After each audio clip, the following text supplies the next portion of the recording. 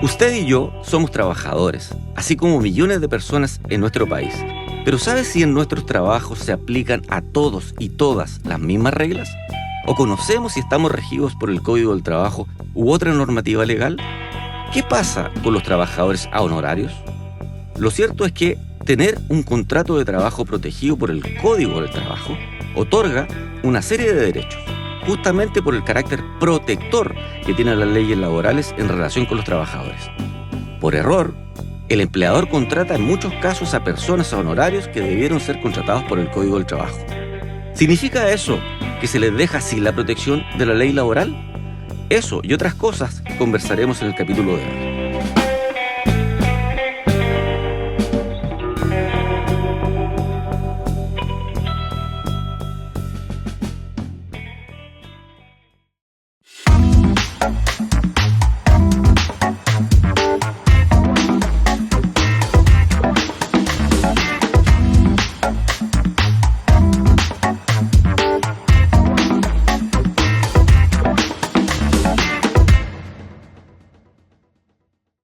Muy bienvenidos a un nuevo episodio de nuestro querido programa Código Claro, Derecho a Entender. En esta ocasión vamos a conversar con un conocido de nuestra casa, con don Cristian Toledo, especialista y muy reconocido abogado en materia laboral de nuestra región, profesor de nuestra Facultad de Ciencias Jurídicas y Sociales y además jefe de la Defensoría Laboral de la región. Pero sobre todo, insisto, un habitué de nuestro canal, que repite, caballo bueno, repite. Así que bienvenido, Cristian, y agradecido por acoger nuevamente la invitación a compartir con nuestros televidentes temas de interés. Muy agradecido de nuevo por la invitación. Me siento efectivamente un caballo bueno que me hayan invitado de nuevo. No, siempre es un agrado poder hacer el esfuerzo de que las cosas complicadas que hay en derecho las podamos explicar simplemente para que la gente las entienda, las conozca, porque derecho que no se conoce es exactamente lo mismo que si no existiera. Así que con todo agrado. Es una cuestión súper importante, especialmente de cara a una cosa que de algún modo liga con el acceso de la gente a la justicia. Así es. Si no hay conocimiento, la gente no accede a la justicia. Entonces, te propongo que conversemos hoy día de un tema que a la gente le complica bastante o que tiene poco conocimiento, poca claridad, y que dice relación con los trabajadores a honorarios, que muchas veces no se sabe muy bien qué diferencias tiene ser trabajador honorario o versus trabajador regido por el Código del Trabajo. Como entrada, y antes de entrevistarte o de conversar contigo, busqué si había un porcentaje de cuántos chilenos están bajo el régimen del Código del Trabajo y cuántos están bajo el régimen de trabajador a honorario. Y no está ese dato duro, por lo menos yo no lo encontré, pero paradójicamente la información decía que la regla general es que en el mundo privado sea contrato de trabajo y en el terreno público hay mucho más contrato a honorario. ¿Es así? Yo me atrevería a decir que sí. Lo que pasa es que el contrato honorario aparece como ese, en caso de emergencia rompe el vidrio. Ajá. Entonces lo han usado como una solución jurídica correcta para darle alguna formalidad. Mira, tanto en el mundo privado como en el mundo público, uno puede trabajar de dos maneras, formalizado o no formalizado. Formalizado para que es que nos escribieron, nos pusieron en un papel cómo nos llamábamos, dónde teníamos que trabajar, lo que teníamos que hacer y cuánto nos iban a pagar. Más o menos eso es el contenido muy básico de un contrato. Pero muchas veces empieza a trabajar la gente sin contrato. Porque a veces un trabajador dice, tampoco lo que me van a pagar, que no me descuente usted las cotizaciones. Entonces, no me haga contrato. Tiene contrato, solo que no está escrito. Yeah. Entonces, algunas personas dicen, mira, para no tener que pagar cotizaciones y estar yo protegido, te voy a hacer un contrato a honorarios. Y eso lo usa en el mundo privado y en el mundo público. Y tiene enormes diferencias. Porque, solo para darle una entrada, digamos, el contrato a honorario es una relación civil. Es como yo soy una empresa y contrato con otra empresa de igual a igual. Por lo tanto, me aplica la ley pareja. Y expliquémosle a nuestros televidentes la diferencia en que el contrato honorario sea una relación civil versus el contrato bajo el Código del Trabajo. ¿Cuál es la diferencia? ¿Cuál es el diferente tratamiento que tendrían ambas figuras? Como decía, en el contrato civil, en el contrato a honorarios, entonces las partes se ven como iguales. Yo soy una empresa, soy un profesional abogado y por lo tanto doy mi boleta de honorario y trabajo contigo, con usted, con el que está mirando, con quien sea. Y me da lo mismo y nos tratamos de igual a igual. Él puede contratar a otro abogado, negociamos los precios, qué sé yo. En el contrato regido por el Código del Trabajo, el trabajador llega. Y si es que le ponen algún papel para que firme, la verdad es que en realidad el trabajador dice cuándo empiezo a trabajar y cuánto me van a pagar.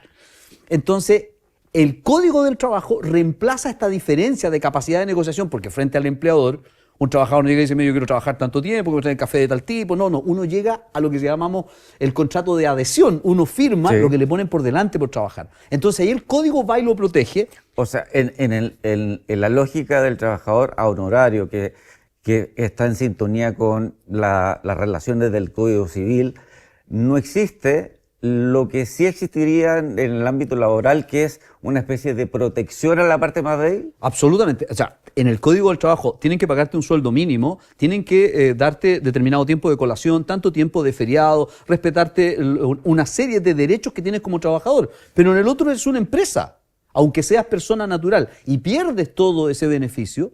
Y por lo tanto, de alguna manera se ha encubierto, y hasta se ha reconocido, a mi manera, de forma grosera, se ha reconocido que el trabajador a honorario es igual que un trabajador reconocido por el Código del Trabajo. Si hoy día, cuando usted da boletas de honorario, tiene que pagar por las cotizaciones previsionales. ¿Qué le están diciendo? Y en el Estado, que ya es la parte más vergonzosa, tú sabes que el Estado de Chile se construyó con trabajadores de planta. Para la gente que no está viendo, trabajadores de planta son los que el Estado dice, sin ellos yo no puedo funcionar. Entonces, si sacamos bien el cálculo, ¿por qué tiene trabajadores a contrata que dura el contrato solo un año y termina? Por ejemplo, yo soy un trabajador de planta en esta universidad. Exacto. Pero la mayoría de quienes prestan servicio no en la son de universidad planta. no son de planta. Yo creo que, no sé si fue vergüenza al inicio cuando el Estado se organiza en nuestro país, la administración pública, y dice, sabe que necesitamos, por decirte una cosa, 10.000 trabajadores para que funcione todo el Estado en Chile. Oiga, pero es mucho. Contratemos 2.000, ¿y qué hacemos con los otros 8.000 que nos van a faltar? Mire, dejemos una cantidad, póngale 6.000 a contrata. El contrato dura solo hasta el 31 de diciembre, termina de pleno derecho. Pero si nos faltan, contratemos a honorario. Oye, Cristian, ¿y tiene que ver con una cuestión de costos? Yo creo que tiene que ver con una cuestión de costos. Sí, en una parte, porque al contrato honorario le terminan el contrato y no hay que indemnizarlo por nada, porque es un contrato civil, digamos. Pero creo que es una cuestión política. Yo creo que hay cierto pudor a reconocer la cantidad de funcionarios públicos que necesitamos para que esta cuestión funcione. Me refiero a la administración pública cuando hablo de cuestión. Y eso ha hecho entonces que los contratos honorarios han empezado a pulular por el sector público, por el sector privado. Pero tienen una trampa. ¿Cuál? Y eso es lo interesante. Usted que nos está viendo que a lo mejor tiene un contrato honorario, por mucho que el contrato que usted firmara diga honorario, o que no le hayan hecho contrato y le pidan boleta a fin de mes, y que todos los meses tenga que hacer un informe con el boleto honorario, igual es Código del Trabajo, si se dan ciertas condiciones. Ya, pero dejémoslo aparcado eso. Eso es casi spoiler. Claro, Ya. sí, pero es importante, ¿eh? Es importante el dato que más allá de las formas, más allá de los papeles, puede un trabajador a honorarios también acreditar de alguna forma que es un trabajador regido por el Código del Trabajo. Lo que los laboralistas llamamos la supremacía De la realidad. La realidad va más allá del papelito o lo Exacto. que diga. Sigamos. Como cuando cartas de amor. Te amo. Y la realidad no es eso. ¿Cuál es la importancia, aparte de este principio protector que inspira la legislación laboral en general? ¿Cuál es la importancia de que un trabajador esté regido por el Código del Trabajo?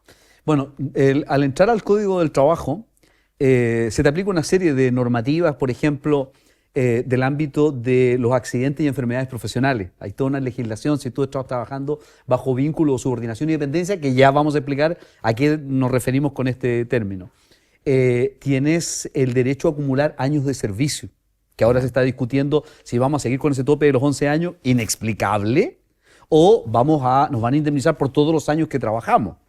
Tienes el derecho a que cuando te despidan te manden una carta explicándote por qué razón te están despidiendo para que tú puedas, mediante una demanda, defenderte de esa carta de despido.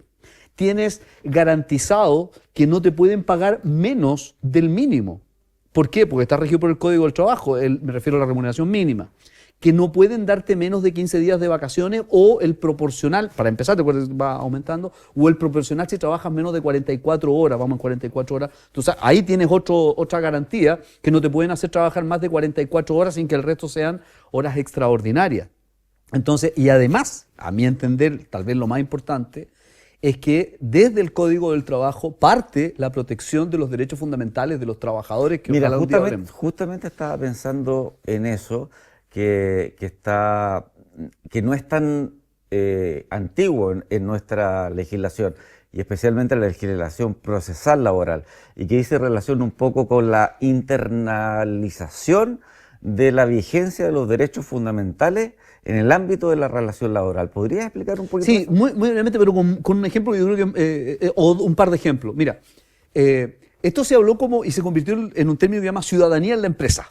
¿Sí? Porque usted que camina por la calle, tú cuando caminas por la calle, como todo ciudadano, nadie puede llegar, salvo un asaltante, a tocarte, a revisarte, qué sé yo. Pero tú llegabas a la empresa y te tocaban al entrar, te tocaban al salir si te habías robado algo, si habías hurtado algo.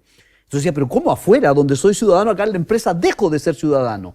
Había una empresa que comercializaba, creo que chocolates. Pesaba a los trabajadores al entrar y pesaba a los trabajadores al salir. Otra empresa que puso cámaras cámaras de televisión, de grabación, en los baños. Pero no en la entrada del baño, sino sobre la taza del baño.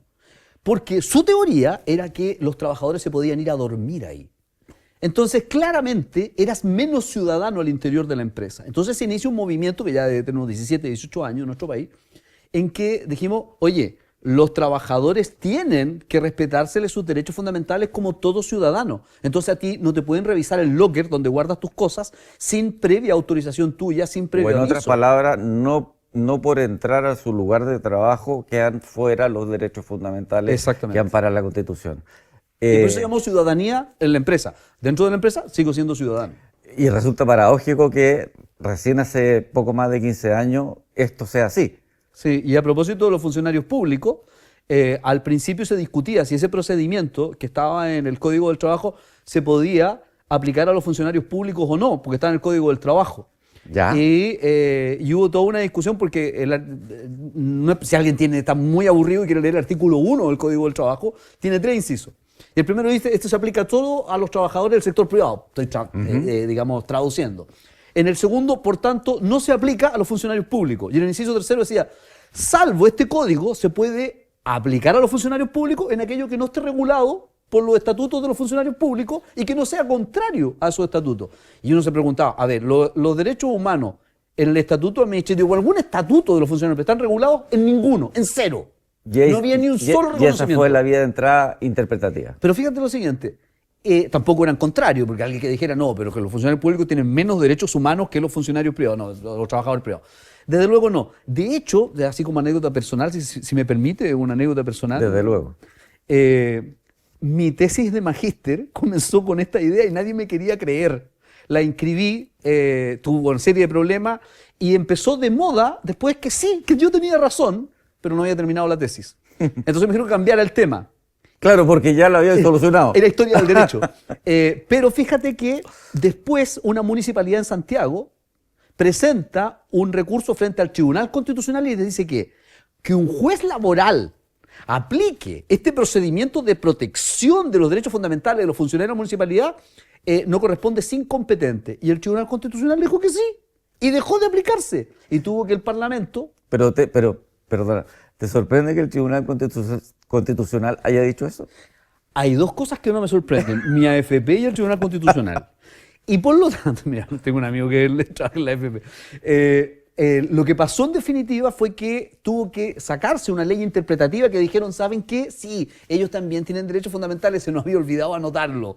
Y se le aplica hoy día a los funcionarios públicos. Está regido por el Código del Trabajo, no solamente es bueno para los funcionarios públicos, sino que el Código del Trabajo está irradiando hacia el sector. De hecho, hoy día, por ejemplo, si vas a echar a una trabajadora, porque para mí es trabajadora, y la estás despidiendo, no desvinculando, como dicen algunos profesionales, siempre que en Chile ya no despiden a nadie, los desvinculan. ¿Ah? Y no hay trabajadores, hay colaboradores. Ninguna de esas dos palabras existe en el Código del Trabajo. Si está con fuero maternal, tienes que igual pedir autorización al juez para que autorice el desafuero. Si es trabajador a honorario. Porque se ha ido reconociendo que el honorario es como una gran mentira en muchos casos. Honorario es que yo hago algo esporádico. Esa sería la figura real. Sí, esporádico y que no es propio de las labores del servicio. Ya. O sea, si tú, por ejemplo, voy a poner un ejemplo que se me ocurre hacia el vuelo, no es que haya habido un juicio de esto, vienen nacionales que hace saneamiento de títulos, cuando la gente que no tiene los títulos bien inscritos, y le falta gente. Y postula a un proyecto del gobierno regional, que sé yo, y le pasan dinero para contratar personas que le ayuden a hacer el saneamiento de títulos.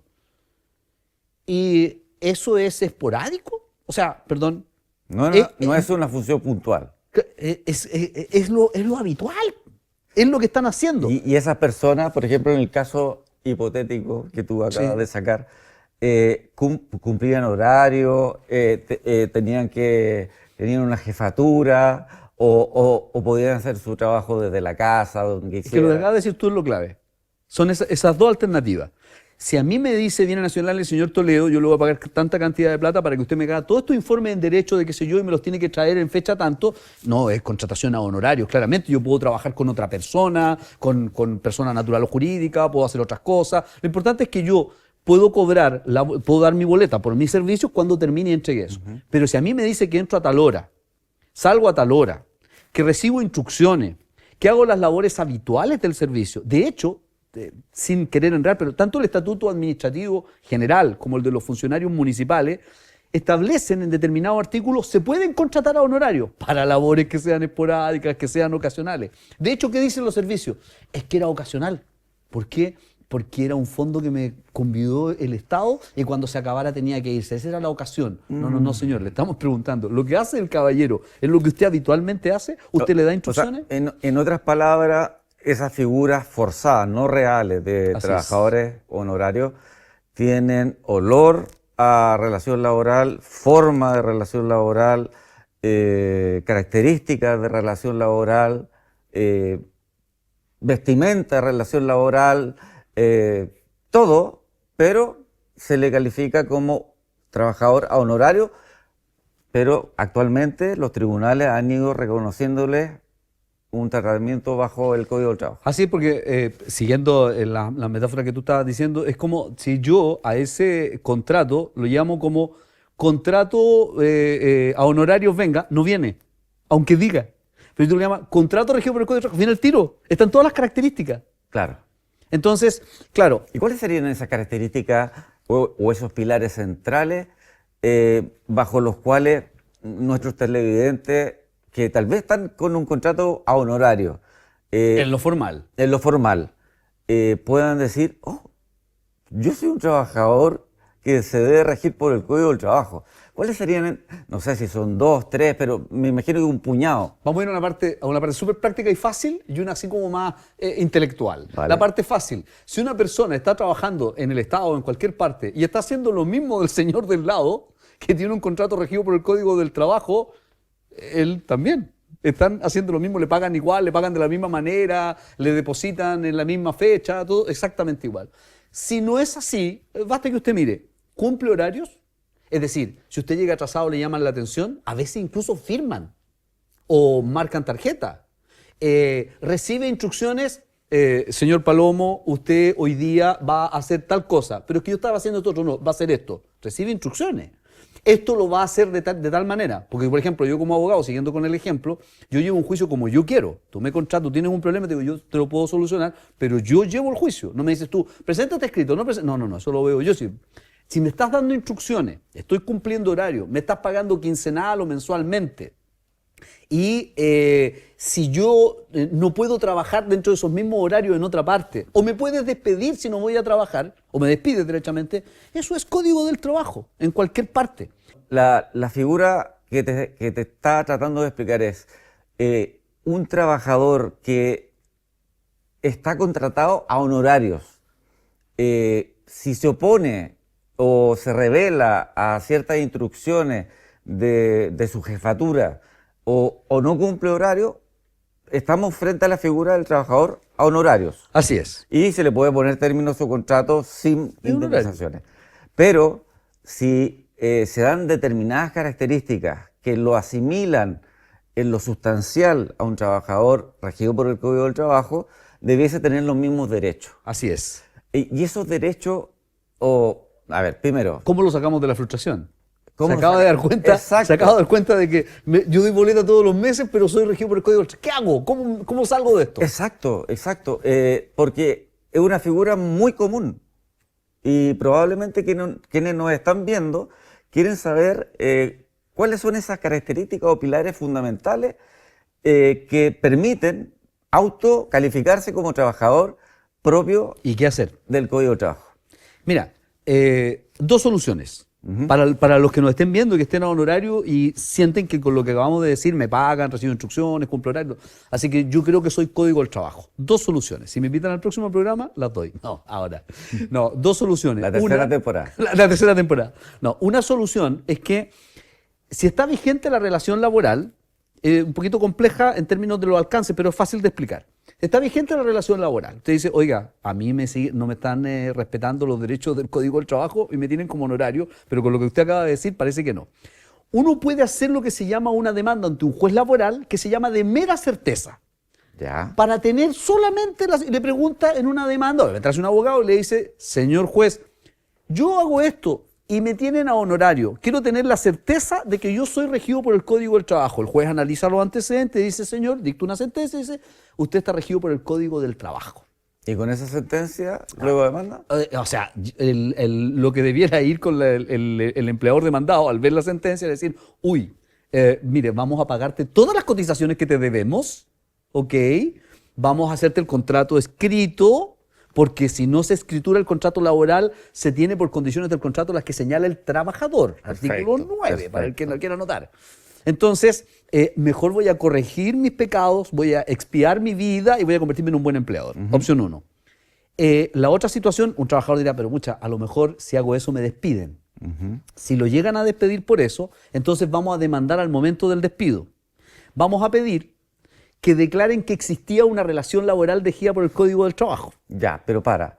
¿Y si no cuenta con esa sentencia? Sin esa declaración. Estoy sin la declaración ahora. Sin la sentencia. Sin la sentencia. Ya. El trabajador tuvo miedo y no lo hizo. ¿Quién tiene la carga de probar eso?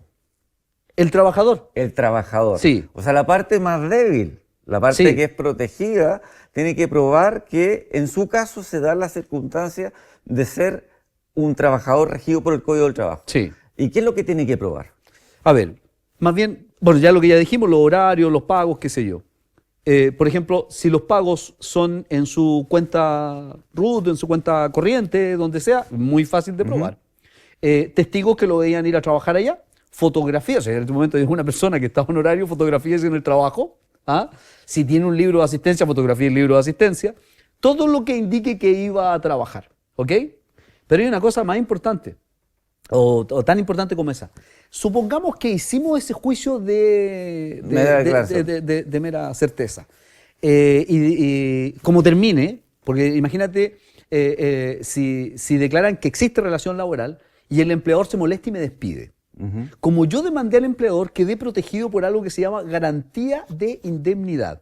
Es decir, si me despide, me va a tener que pagar los años de servicio. Pensemos, el trabajador no estaba formalizado, no le estaban pagando cotizaciones, nada. Me pagan los años de servicio, la falta de aviso previo. Otro mes, vamos a poner un caso, yo siempre lo pongo con 10 años porque estudié Derecho, tú sabes, para arrancar de las matemáticas, y con 10 puedo calcular todo. 10 meses por los años que llevo trabajando. O sea, llevaba 10 meses. 10 años. 10 años Sí. en el régimen de honorario formal. Es, claro, formal o informal, pero la cosa es que solo daba boletas durante Vale. esos 10 años. Acabo de ganar el juicio y me despide el empleador Ya. en venganza, porque le gané el juicio. Me tiene que pagar los 10 meses. me tiene que pagar un mes de aviso previo, como sanción. Me tiene que, como el despido fue verbal, porque era informal, se aumentan los 10 meses en 5. O sea, vamos en 16 meses. Pero además, como está la sospecha de que fue en represalia, yo estoy con la garantía de indemnidad, entonces yo demando en un procedimiento que se llama de tutela o protección de derechos fundamentales, hay más. entre 6 a 11 remuneraciones extra. No sé si me llevan la cuenta, pero podemos llegar fácil a 26 meses de indemnización. Perfecto. Por eso. Perfecto. ¿Te puedo hacer un paréntesis? A propósito que dijiste que un trabajador puede estar 10 años dando boletas. Sí. ¿Qué pasa si en el último año, de esos 10 años, en diciembre le dicen, tú no sigues el próximo año? Lo acaban de despedir. Claro. Y él demanda, y entonces ahora en la demanda, él pide que se declare la existencia de la relación laboral, que lleva 10 años trabajando. Y ojo, se le va a aplicar también la llamada ley Busto. Porque como no le han pagado las cotizaciones, cada vez que se... Es nulo el despido. Es nulo el despido. Ahora, nulo en un sentido. Porque no significa que la persona tenga que seguir trabajando. La persona, el vínculo terminó. Claro. Él puede buscar otro trabajo y empezar a trabajar en otra parte. Pero hasta que no le paguen las cotizaciones previsionales que le deben, el seguro de cesantía, las de salud, las 3 que se pagan, el empleador mes a mes tiene un taxímetro, tiene que ir pagando todos los meses hasta que pague esas indemnizaciones, convalide el despido, el término técnico. Y por lo tanto... ¿Y lo puede convalidar después del despido? Claro, Ya. Y va a tener que hacerlo. Ya. Ahora, en la práctica, lo importante es que el empleador tenga bienes sobre los cuales podamos hacer efectiva la sentencia. Pero lo importante es que si un trabajador, porque uno tiene que ponerse en todos los casos, un trabajador dice, yo le encuentro razón, caballero, pero yo no me atrevo a hacer la demanda de que declaren que soy código del trabajo porque me van a echar. Y puede que el juicio no lo gane, no encuentre un buen abogado, lo que usted quiera. Entonces, si el día de mañana lo despiden, el derecho permanece intacto. Lo despiden y usted va e inicia el juicio por despido, como si fuera el Código del Trabajo, solo que primero pide que le declaren que hay una existencia de relación laboral, de subordinación, que esa es la gracia, subordinación y dependencia. Subordinación que yo recibo instrucciones de mi empleador. Ya. Y dependencia que trabajo ahí y en esos horarios no puedo trabajar en otra parte. Ya. Así en términos gruesos explicándolo. Ya. Por lo tanto, ahí al momento del despido pido que se declare eso y que vengan todas las indemnizaciones como si hubiese estado contratado. Pero además va a tener la ley Busto que no han pagado las Pero, cotizaciones. ojo, y aquí me meto un poco en el rol más procesal. ¿Qué trabajador de esa empresa va a ir a testificar en favor de ese trabajador despedido? Bueno, todos los que quieran. Ya, Y te lo explico. No, sí, yo sé que lo tomo muy en serio la pregunta. Me refiero a todos los que quieran por lo siguiente. En materia laboral, regla general, se puede aumentar o disminuir. Son 4 testigos que puedes presentar en los juicios. Cualquiera hace el juicio, 4 testigos. Entonces, claro, uno dice, ¿quién va a ir a pelear contra el empleador? Es que esos testigos, aunque no declaren el hecho que tú menciones que don Diego Palomo va a servir de testigo en caso que lleguemos al juicio, don Diego Palomo queda protegido con la indemnidad. Ya. O sea, el mismo caso, llegan a despedir al testigo Diego Palomo, que ni siquiera declaró, le tiene que pagar los años de servicio, aumentado, la falta de sueldo, y entre 6 a 11 remuneraciones extra. Perfecto. Son 3 hipótesis. Una, que yo haya demandado a mi empleador, que yo haya servido de testigo en un juicio contra el empleador y que haya habido una inspección valga la redundancia, la Dirección del Trabajo, en que haga una fiscalización de la empresa. Y hubo fiscalización y normalmente los empleadores ahí, en represalia, empiezan a despedir al que creyeron que hizo... Una denuncia anónima, ¿no? Claro, y lo despiden. Y como no tiene que ser el mismo trabajador que el que hizo la denuncia, el que tenga el beneficio de esta protección, entonces el que resulte despedido dice, mi despido es sospechoso. Y ahí es súper importante. Usted no tiene que probar que fue una represalia. Ahí se hace lo que tú sabes mejor que uno, que es la prueba de indicio. Ajá. Donde yo pruebo solo cosas que generan sospecha. Yo pruebo que hubo una fiscalización y que días después me despidieron. Y probando esos indicios, la carga pasa al empleador a justificar de manera extraordinaria cómo fue que lo despidió. O sea, él dijo necesidades de la empresa. Prueben la necesidad, porque si no prueba la necesidad de la empresa, no se saca la sospecha, entonces usted lo despidió en represalia. Y por lo tanto tiene que pagar todo asumir las indemnizaciones extras a las cuales tú te referías. Así es. Pero Y entrando todavía más en los consejos prácticos a quienes nos están escuchando y que son trabajadores que emiten boleta y desde hace muchos años. ¿Qué tiene que hacer ese trabajador para hacer el tránsito desde trabajador a honorarios formal a trabajador regido por el Código del Trabajo? Bueno, ¿Qué recomendarías tú? Eso, así en términos prácticos, creo que algo deslizamos recién. Es súper importante que usted vaya aprovisionando pruebas, es decir, que tenga fotografías, que tenga grabaciones, que tenga trabajos que haya entregado, como, por ejemplo, la persona, a veces a uno lo va a dejar un Uber siempre a un trabajo, o que tenga testigos que puedan acreditar que todos los días tenía que entrar a eso. Y reunió todo eso, pero sí. ¿A dónde se dirige? ¿Se dirige directamente al tribunal? ¿Se dirige a qué? Bueno, ¿a la oficina de defensoría laboral? En Chile las personas tienen que ser patrocinadas por abogados para este tipo de juicio. Entonces van a donde su abogado de confianza, laboralista, especializado en derecho del trabajo. Yo no creo en los superabogados que son así como saben de todo. ¿Los generalistas? No, los generalistas no, yo creo que están en franca extinción. O van a la defensoría laboral, y donde se les hace una evaluación. Ahora, lo normal es que si es despedido, vaya primero a la inspección del trabajo. Ya. Que ahí basta con la inspección del trabajo, le diga, pero usted está honorario, no, está regido por el Código del Trabajo. Y la inspección está obligada a tomarle ese reclamo. Perdona, Cristian, ¿es lo normal o es obligatorio que tenga que ir a la inspección? Es lo normal, de hecho, es como una experiencia máxima o una máxima de la experiencia que los trabajadores cuando se despiden van a la inspección del trabajo, porque ahí te dan un comparendo muy cerca y es posible que en ese comparendo llegue ese acuerdo. Ya. Entonces, claro, es como lo más lógico evitarse el juicio y llegar al acuerdo ahí. Ya. Pero en algunos juicios, dependiendo del valor de lo que se esté discutiendo, en Chile, un juicio que dé 15 ingresos mínimos total, en ese caso creo que hoy día estamos hablando de... ¿cuántos son? Son como 18 millones, más o menos, una cosa así. ¿Estás sabiendo? Yo soy muy malo para las matemáticas, pero multipliquen 15 ingresos mínimos. Si llegas a eso, tienes que tener como requisito haber ido primero a la inspección del trabajo. O sea, es una condición para entrar. Claro, si no el juez te va a decir que no tiene todos los requisitos la demanda, le falta el comprobante de que fuiste al comparendo. Es como en familia, tratándose de algunos juicios, la mediación previa. Es que tienes que ir a mediación previa, claro, para poder hacer el juicio de alimentos, de visita. Ahora... Que ahora se llama de otra manera, entre paréntesis, yo no soy de familia. Claro. Ahora se llama vínculo directo, algo así. En relación directa y irregular. Eso es. Ahora, la recepción que tiene el trabajador en la inspección del trabajo, de acuerdo a tu experiencia, y el porcentaje de acuerdos que se generan ahí, ¿es alentador? A ver, yo sé, es que son dos preguntas, es un poquito compuesta la pregunta, porque, claro, si tú me preguntas ahí, el porcentaje de acuerdo, hasta la última vez que revisé, nosotros no tenemos relación directa con la inspección del trabajo. La inspección del trabajo es como la parte diplomática, claro, así como dirá, como la ONU, y nosotros somos los que apretamos los misiles. Ya nosotros somos infantería. Entonces no tenemos, pero hasta donde yo recuerdo, hace algunos años atrás, cuando revisé, se llegaba a un alto porcentaje, sobre el 60% se llegaba a acuerdo. La pregunta es compuesta porque si esos acuerdos eran de buena calidad y el trabajador sentía que se había hecho, esa es otra pregunta sobre la cual no tengo el antecedente. Porque un mal acuerdo se traduce en dificultades enormes en ejecutarse.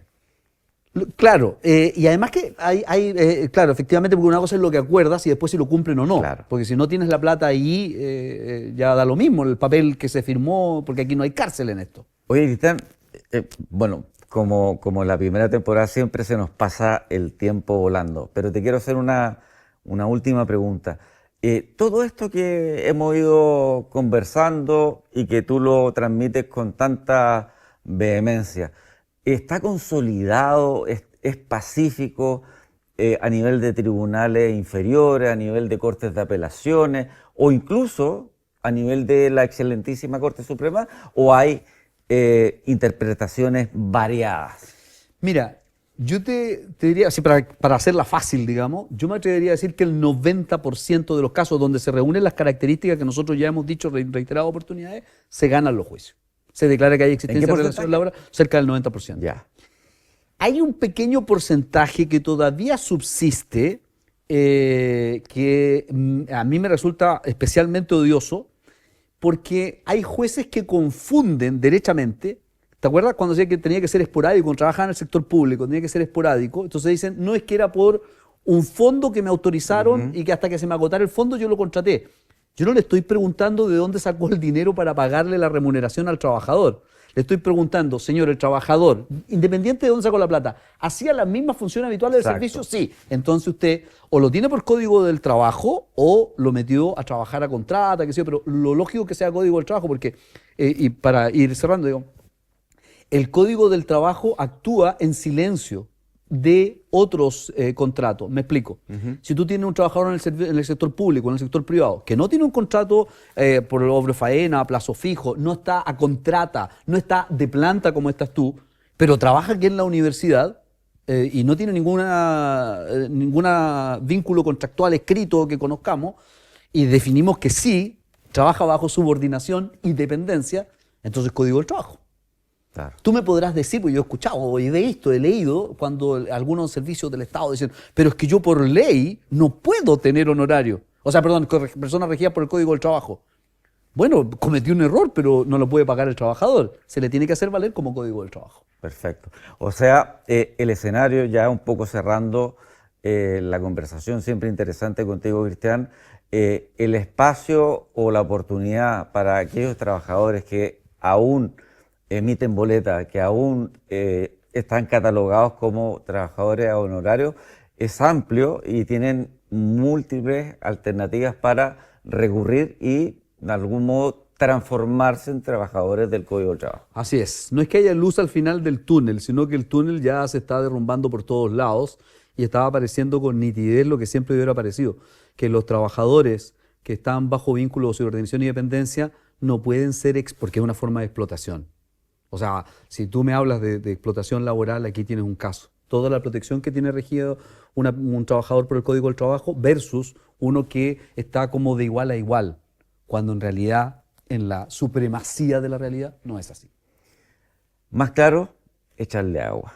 Así que, Cristian, te quiero agradecer la fluidez de la conversación, que siempre amena, siempre muy esclarecedora y, como siempre, va a quedar permanentemente invitado a compartir con nosotros otros temas. Siempre es un agrado y siempre estaremos a disposición, y además siempre es muy grato compartir con Diego, yo una licencia de invitado.